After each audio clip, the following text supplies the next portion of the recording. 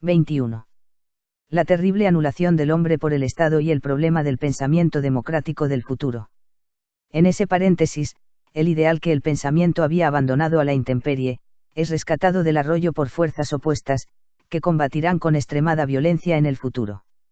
No tratarán de fijar sus absolutos en la jerarquía del hombre, en sus valores ni en sus posibilidades de virtud, los fijarán en el Estado, o en organizaciones de un característico materialismo. Todavía Fichte crea un amplio espacio donde el individuo, subordinado al todo social, puede realizarse. Hegel convertirá en Dios al Estado. La vida ideal y el mundo espiritual que halló abandonados los recogió para sacrificarlos a la providencia estatal, convertida en serie de absolutos. De esta concepción filosófica derivará la traslación posterior, el materialismo conducirá al marxismo, y el idealismo, que ya no acentúa sobre el hombre, será en los sucesores y en los intérpretes de Hegel, la deificación del estado ideal con su consecuencia necesaria, la insectificación del individuo. El individuo está sometido en estos a un destino histórico a través del Estado, al que pertenece. Los marxistas lo convertirán a su vez en una pieza, sin paisajes ni techo celeste, de una comunidad tiranizada donde todo ha desaparecido bajo la mampostería. Lo que en ambas formas se hace patente es la anulación del hombre como tal, su desaparición progresiva frente al aparato externo del progreso, el Estado fáustico o la comunidad mecanizada. El individuo hegeliano, que cree poseer fines propios, vive en estado de ilusión, pues solo sirve a los fines del Estado. En los seguidores de Marx esos fines son más oscuros todavía, pues solo se vive para una esencia privilegiada de la comunidad y no en ella ni con ella. El individuo marxista es, por necesidad, una abdicación. En medio se alza la fidelidad a los principios democráticos liberales que llena el siglo pasado y parte del presente. Pero con defectos sustanciales, porque no ha sido posible hermanar puntos de vista distintos, que condujeron a 2 guerras mundiales y que aún hoy someten la conciencia civilizada a durísimas presiones. El problema del pensamiento democrático futuro está en resolvernos a dar cabida en su paisaje a la comunidad, sin distraer la atención de los valores supremos del individuo, acentuando sobre sus esencias espirituales, pero con las esperanzas puestas en el bien común. En lo político, parte muy importante de tal crisis de las ideas democráticas se debe al tiempo de su aparición. La democracia como hecho trascendental estaba llamada a suceder ipso facto a los absolutismos. Sin embargo, sufrió un largo compás de espera impuesto por la persistencia de monarquías templadas y repúblicas estacionarias que, para subsistir, creyeron necesario aplicar en leves dosis principios propios de la democracia pura, preferentemente aquellos que podían ser adaptados sin peligro. Tal operación dulcificó la evolución, pero sustrajo partes muy importantes de personalidad al nuevo orden de ideas, que a su advenimiento pleno halló, frente a colosales enemigos, muy disminuida su novedad. Sucedió así que los pueblos que pudieron establecerla en su momento han alcanzado con ella los caminos de perfección necesarios, y los que no lo consiguieron, han optado por el empleo de sustitutivos, los extremismos, con tal de hacer efectivo por cualquier vía, el carácter trascendental.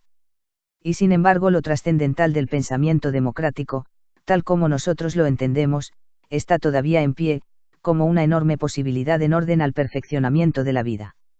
En varias ocasiones ha sido comparado el hombre al centauro, medio hombre, medio bruto, víctima de deseos opuestos y enemigos, mirando al cielo y galopando a la vez entre nubes de polvo. La evolución del pensamiento humano recuerda también la imagen del centauro, sometido a altísimas tensiones ideales en largos periodos de su historia, condenado a profundas oscuridades en otros, esclavo de sordos apetitos materiales a menudo. La crisis de nuestro tiempo es materialista. Hay demasiados deseos insatisfechos, porque la primera luz de la cultura moderna se ha esparcido sobre los derechos y no sobre las obligaciones, ha descubierto lo que es bueno poseer mejor que el buen uso que se ha de dar a lo poseído o a las propias facultades. El fenómeno era necesario, de una necesidad histórica, porque el mundo debía salir de una etapa egoísta y pensar más en las necesidades y las esperanzas de la comunidad. Lo que importa hoy es persistir, en ese principio de justicia, pero recuperar el sentido de la vida para devolver al hombre su absoluto. Ni la justicia social ni la libertad, motores de nuestro tiempo, son comprensibles en una comunidad montada sobre seres insectificados, a menos que a modo de dolorosa solución el ideal se concentre en el mecanismo omnipotente del Estado. Nuestra comunidad, a la que debemos aspirar, es aquella donde la libertad y la responsabilidad son causa y efecto, en que exista una alegría de ser, fundada en la persuasión de la dignidad propia. Una comunidad donde el individuo tenga realmente algo que ofrecer al bien general, algo que integrar y no solo su presencia muda y temerosa. En cierto modo, siguiendo el símil, equivale a liberar al centauro restableciendo el equilibrio entre sus dos tendencias naturales.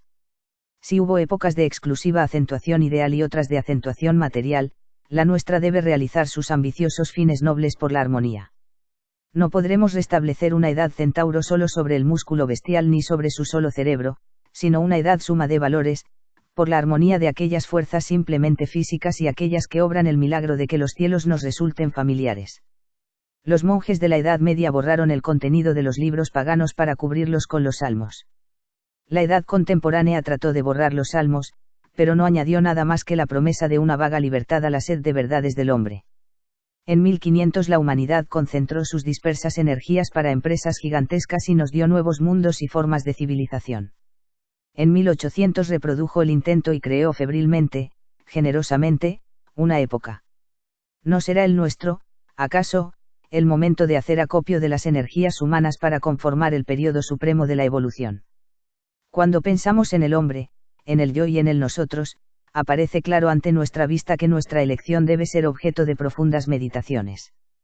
La sociedad tendrá que ser una armonía en la que no se produzca disonancia ninguna, ni predominio de la materia ni estado de fantasía. En esa armonía que preside la norma puede hablarse de un colectivismo logrado por la superación, por la cultura, por el equilibrio. En tal régimen no es la libertad una palabra vacía, porque viene determinada su incondición por la suma de libertades y por el estado ético y la moral. La justicia no es un término insinuador de violencia, sino una persuasión general, y existe entonces un régimen de alegría, porque donde lo democrático puede robustecerse en la comprensión universal de la libertad y el bien general, es donde, con precisión, puede el individuo realizarse a sí mismo, hallar de un modo pleno su euforia espiritual y la justificación de su existencia.